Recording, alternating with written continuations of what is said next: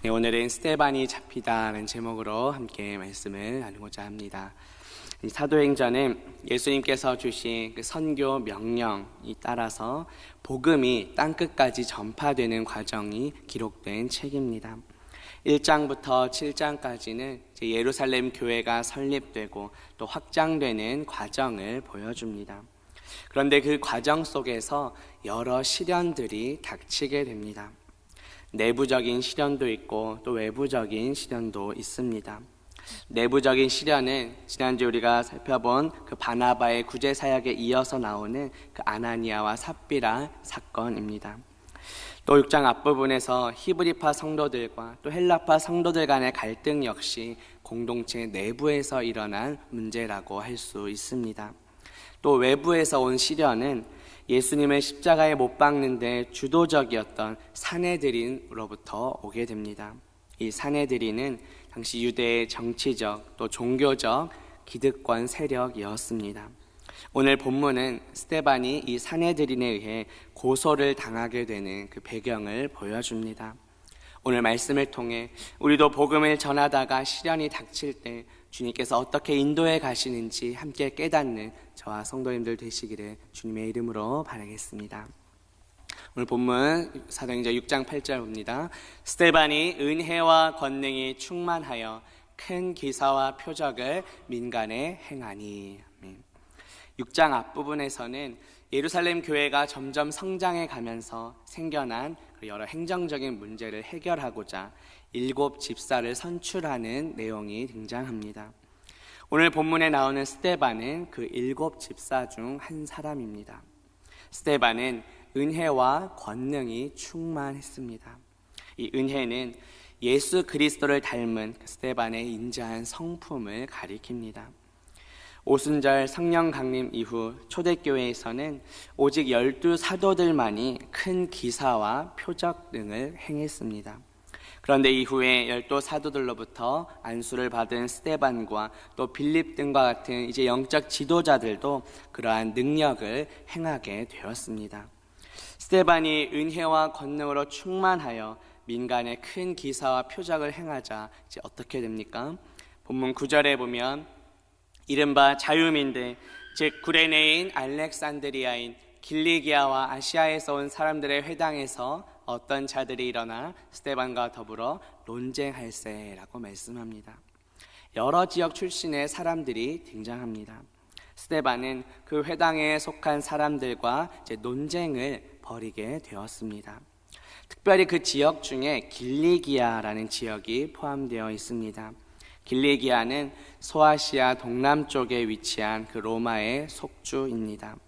그런데 스데반과 변론한 사람들 중에 길리기아에서 온 사람들도 있었다는 것은 무엇을 보여줄까요? 우리가 잘 아는 사도 바울, 즉 이 당시에는 예수님을 만나기 이전에 사울도 포함되었음을 보여줍니다. 사도행전 22장 3절에 보면 바울은 유대인으로서 길리기아 다소 출신임을 우리가 알 수 있습니다. 스데반이 돌에 맞아 순교할 때도 사울은 그 옆에 있었고 또 스데반의 죽음을 마땅하게 여기기도 했습니다. 사도행전 7장 58절과 8장 1절에 보면 성 밖으로 내치고 돌로 칠세 증인들이 옷을 벗어 사울이라 하는 청년의 발 앞에 두니라. 사울은 그가 죽임당함을 마땅히 여기더라고 말씀합니다. 스데반은 당시 여러 회당을 다니면서 열정적으로 복음을 전파했습니다. 탈무드에 의하면 당시에 예루살렘에 480개나 되는 회당이 있었다고 합니다. 스데반은 그 많은 회당들 중에 몇 곳을 이제 복음 전도의 거점으로 삼게 됩니다. 그러다가 여러 차례 또 여러 곳에서 논쟁에 휩싸이게 됩니다. 당시 스데반이 논쟁했던 그 주제는 무엇일까요? 예수 그리스도의 메시아 되심, 또 성전과 율법과 같은 문제들이었습니다. 당시에 정통 유대인들이 받아들이기 어려워했던 주제입니다. 그래서 유대인들은 스데반에 대하여 큰 적대감을 갖게 됩니다. 하지만 스데반을 능히 당할 수는 없었습니다. 유대인들이 스데반을 당하지 못했던 이유가 무엇입니까? 본문 10절에 보면 스데반이 지혜와 성령으로 말함을 그들이 능히 당하지 못하여 라고 말씀합니다. 그것은 스데반이 지혜와 성령으로 말했기 때문입니다. 예수님의 그 메시아 되심, 또 성전과 여러 율법 문제 등에 대해 스데반은 논리정연하게 또 성경적으로 이야기를 했습니다. 그래서 유대인들이 반대되는 논리를 펼 수 없었던 것입니다. 그렇다면 이 스데반에게 있었던 지혜와 또 그 성령의 근원은 무엇입니까? 바로 예수 그리스도이십니다. 예수 그리스도께서는 하나님의 지혜이십니다. 예수 그리스도께서는 승천하시면서 또 우리에게 보혜사 성령님을 보내주셨습니다. 예수님께서는 우리 안에 계신 성령님께서 우리가 마땅히 할 말을 가르쳐 주실 것이라고 약속하셨습니다.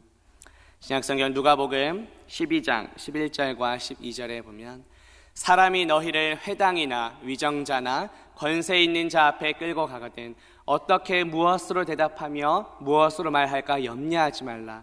마땅히 할 말을 성령이 곧 그때 너희에게 가르치시리라 하고 말씀하셨습니다. 또한 예수님께서는 우리가 박해를 당할 때 대적들이 우리를 능히 대항할 수 없도록 우리에게 지혜도 주시겠다고 약속하셨습니다.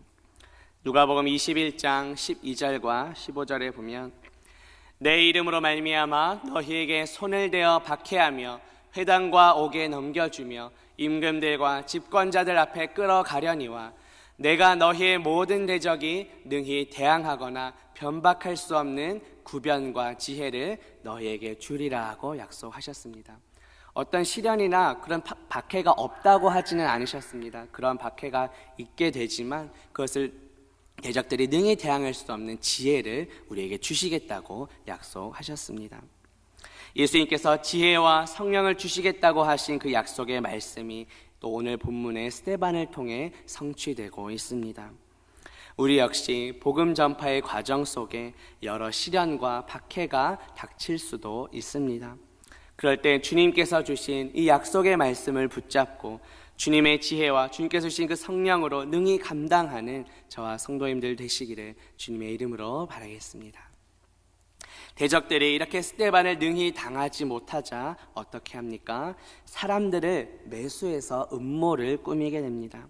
본문 11절 말씀 보면 사람들을 매수하여 말하게 하되 이 사람이 모세와 하나님을 모독하는 말을 하는 것을 우리가 들었노라 하게 하고, 자신들의 언변과 논리로 스데반을 능히 당하지 못하게 되자 결국 돈으로 사람들을 사서 헛소문을 퍼뜨리게 합니다. 그렇게 하여 스데반을 공회에 고소하기 위함이었습니다. 어떻게 스데반의 말을 왜곡하게 됩니까? 스데반은 하나님을 예배하는 장소가 더 이상 예루살렘 성전 이 한 곳에서만 제한되지 않는다고 말했습니다. 그런 스데반의 말을 모세 율법을 반대하고 또 하나님의 신성을 모독하는 것으로 왜곡했습니다. 그런데 이렇게 스데반이 모함당하는 것은 마치 이전에 예수님께서 거짓 증인들로부터 모함당하고 신성 모독죄로 고발당하는 모습을, 그 장면을 우리는 떠올리게 됩니다. 마태복음 26장 59절과 65절에 보면 대제사장들과 온 공회가 예수를 죽이려고 그를 칠 거짓 증거를 찾으매 이에 대제사장이 자기 옷을 찢으며 이르되 그가 신성모독하는 말을 하였으니 어찌 더 증인을 요구하리요.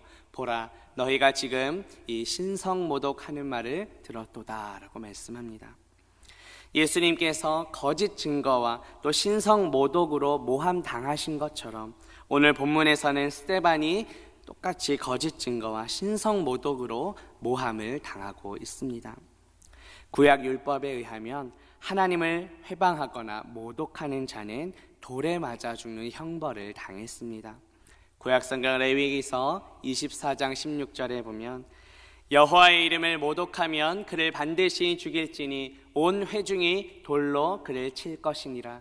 거류민이든지 본토인이든지 여호와의 이름을 모독하면 그를 죽일지니라 하고 말씀합니다. 이후에 스데반이 결국 돌에 맞아 순교하게 되는데 이 율법이 그 배경이 되는 것입니다.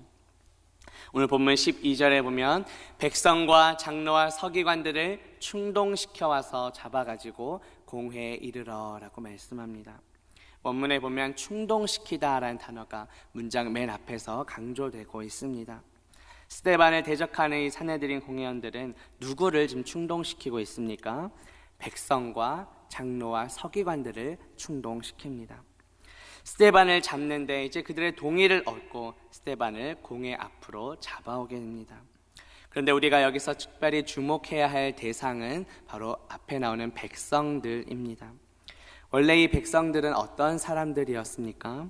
사도들을 칭송하고 또 사도들이 어려움을 빠질 때 방관하지 않은 그런 사람들입니다. 사도행전 5장 26절에 보면 성전 맡은 자가 부하들과 같이 가서 그들을 잡아왔으나 강제로 못함은 백성들이 돌로 칠까 두려워함이더라고 말씀합니다. 성전 맡은 자와 부하들이 사도들을 강압적으로 체포하지 못했던 이유가 무엇입니까? 당시 백성들의 그런 반란이 두려웠기 때문입니다. 그런데 이제 동일한 그 백성들이 스데반을 대적하는 사람들의 충동질에 쉽게 넘어가 버렸습니다. 이렇게 마음이 쉽게 변해버린 모습은 마치 예수님께서 십자가에 달리실 때 그 무리들의 모습과도 비슷합니다. 예수님께서 예루살렘 성에 입성하실 때 무리들은 호산나 외치며 예수님께 환호했습니다. 그러나 얼마 지나지 않아 그 동일한 그 무리들이 예수님을 십자가에 못 박으라고 소리치게 된 것을 우리는 보게 됩니다. 마태복음 21장 9절 또 27장 22절에 보면 무리가 소리 높여 이르되 호산나 다윗의 자손이여 찬송하리로다 주의 이름으로 오시는 이여 가장 높은 곳에서 호산나. 동일한 그 무리가 그들이 다 이르되 십자가에 못 박혀야 하겠나이다 라고 외칩니다. 예수님을 환영하며 찬송하다가 십자가에 못 박으라고 외쳤던 그 무리들과 또 오늘 본문에 나오는 백성들의 모습이 비슷합니다. 여기서 우리의 모습도 돌아보기 원합니다. 누군가를 잘못된 길로 충동질하는 것도 문제이지만 우리의 마음이 쉽게 진리가 아닌 것에 흔들리는 것도 문제입니다. 악한 사탄 마귀는 끊임없이 우리의 믿음을 흔들기 위해 충동질할 것입니다. 또 요즘 이단들도 끊임없이 믿는 성도들을 미혹하고 있습니다. 우리의 믿음이 흔들리지 않고 오직 진리 되시는 예수 그리스도를 온전히 바라볼 수 있기를 주님의 이름으로 바라겠습니다. 본문 13절 말씀 보시면 거짓 증인들을 세우니 이르되 이 사람이 이 거룩한 것과 율법을 거슬러 말하기를 마지 아니하는도다 라고 말씀합니다. 대적자들에 의해 이제 스데반이 산헤드린 공회 앞에 이제 서게 되었습니다. 피고인으로 이제 서게 되었습니다. 그런데 이 스데반을 고소하는 이 거짓 증인들은 스데반에게 불리한 증언을 하게 됩니다. 이 모습은 마치 예수님께서 대제사장 가야바 앞에 서셨을 때와 비슷합니다. 마태복음 26장 57절과 59절에 보면 예수를 잡은 자들이 그를 끌고 대제사장 가야바에게로 가니 서기관과 장로들이 모여 있더라. 온 공회가 예수를 죽이려고 그를 칫 거짓 증거를 찾으매라고 말씀합니다. 스데반이 서 있던 그 거룩한 곳은 어디입니까? 바로 예루살렘 성전을 가리킵니다. 스데반을 신문하는 그 산헤드린 공회가 이제 성전의 뜰에서 열렸습니다. 스데반의 대적들은 이 스데반이 율법과 하나님을 모독했다고 모함합니다. 하지만 사실 스데반은 율법과 하나님을 모독한 적이 없습니다. 단지 예수 그리스도께서 우리를 구원하신 그 구속 사역을 깨닫고 더 이상 그 건물로서의 성전이 필요 없다는 그런 진리의 말씀을 쇄설했을 뿐입니다. 예수님께서도 이제 이 성전을 헐고 자신의 육체가 성전임을 이미 말씀하셨습니다. 요한복음 2장 19절과 21절에 보면 너희가 이 성전을 헐라 내가 사흘 동안에 일으키리라. 예수는 성전된 자기 육체를 가리켜 말씀하신 것이라고 합니다. 예수님께서는 십자가에 달려 돌아가시기 전에 자신의 부활에 대해 이렇게 말씀하셨습니다. 스데반은 예수님이 자신의 부활에 대해 말씀하신 것을 이제 인용하여 자세히 설명했던 것입니다. 그런데 당시 유대의 종교 지도자들은 예수님의 말씀을 인용한 이 스데반을 신성 모독죄로 고소하고 있습니다. 사실 우리 하나님께서는 우리 사람의 손에 지은 곳에 제한되거나 갇혀 계시는 분이 아니십니다. 성전 역시 하나님께서 임재하시는 그런 상징적인 처소입니다. 따라서 이 성전은 곧 예수 그리스도를 가리킵니다. 성전 되시는 예수 그리스도께서 오셨기 때문에 이제 더 이상 그 구약의 성전은 필요하지 않게 된 것입니다. 예수 그리스도께서 십자가에 달려 죽으실 때 성전 휘장이 위에서부터 아래로 찢어졌습니다. 그것을 잘 보여주는 것입니다.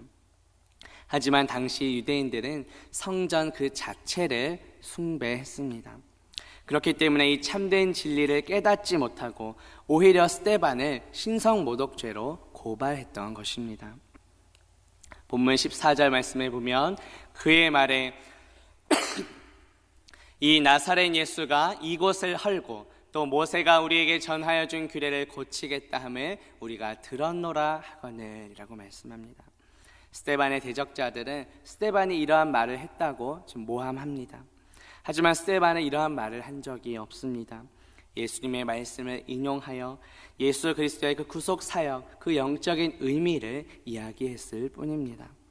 그런데 스데반의 대적자들은 스데반의 말을 왜곡했습니다. 스데반이 나사렛 예수가 성전을 할 것이다 라고 말했다고 주장합니다. 여기 나오는 모세가 우리에게 전하여 준 규례는 어떤 십계명이나 율법이 아니라 모세의 율법을 토대로 해서 당시 유대 교사들이 정한 여러 관례들을 가리킵니다. 스데반의 대적자들은 스데반이 예수가 그 규례를 고칠 것이다 라고 말했다, 이렇게 왜곡을 한 것입니다. 하지만 우리 예수님께서는 율법을 완전하게 하러 오신 분이십니다. 신약성경 마태복음 5장 17절에 보면 내가 율법이나 선지자를 폐하러 온 줄로 생각하지 말라. 폐하러 온 것이 아니요 완전하게 하려 함이라고 말씀합니다. 우리가 살아가다 보면 때로는 이처럼 아무 근거 없이 모함을 당하는 경우가 생길 수도 있습니다.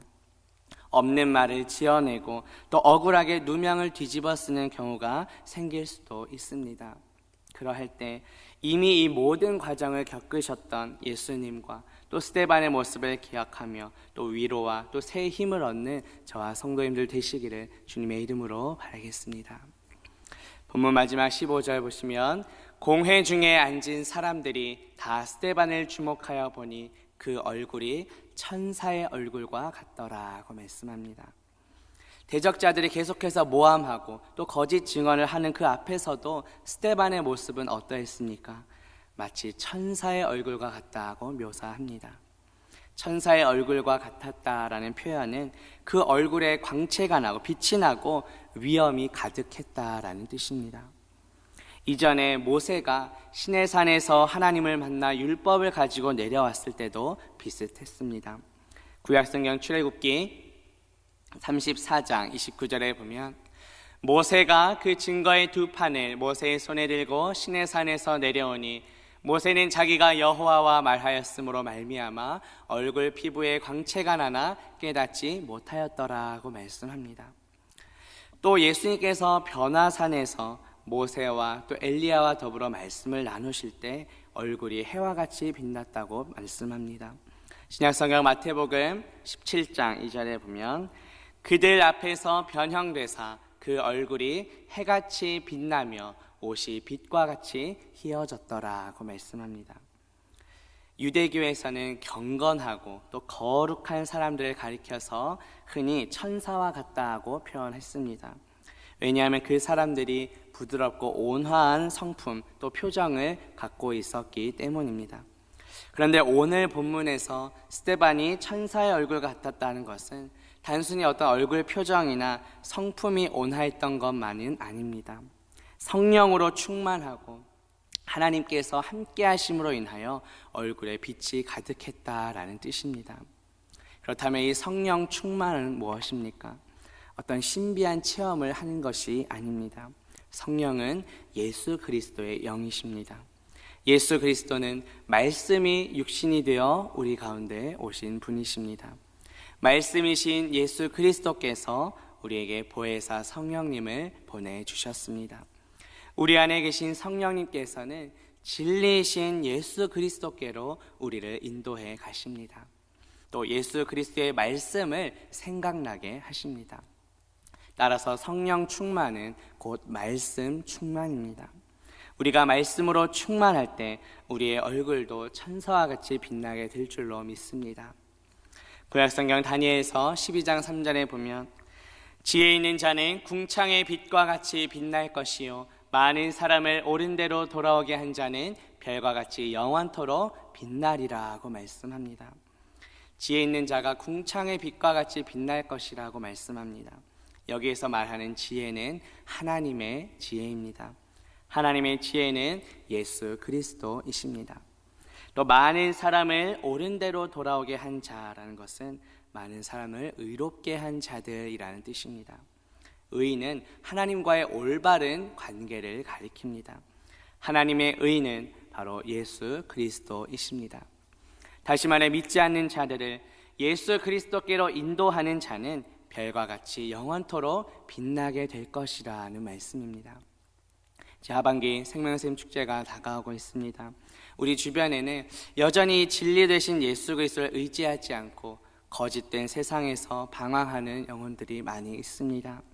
우리가 작정했던 그 전도 대상자들을 하나님의 지혜요 하나님의 의가 되시는 예수 그리스도께로 우리는 인도해야 합니다.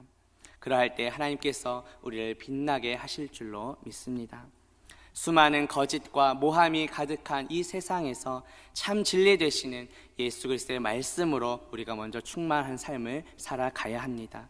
그리고 믿지 않는 영혼들을 참 진리 되시는 예수 그리스도께로 인도하는 저와 성도님들 되시기를 주님의 이름으로 바라겠습니다. 기도합니다. 하나님 아버지, 오늘 말씀을 통해 스데반이 잡히는 과정을 살펴보았습니다. 예수님께서 거짓 증인들로부터 모함당하고 신성 모독죄로 고발당하셨던 것처럼 스데반도 거짓 증인들로부터 모함당하고 신성 모독죄로 고발당했음을 보게 됩니다. 우리가 살아가는 이 세상도 참으로 우리를 넘어뜨리려는 거짓과 유혹들이 많은 세상입니다. 이런 거짓과 모함이 많은 세상 가운데 진리 되시는 예수 그리스도의 말씀으로 충만한 삶을 살아가게 하옵소서. 때때로 거짓과 모함으로 인해 어려움과 박해를 당한다 할지라도 진리 되시는 예수 그리스도의 말씀을 담대히 전하게 하옵소서.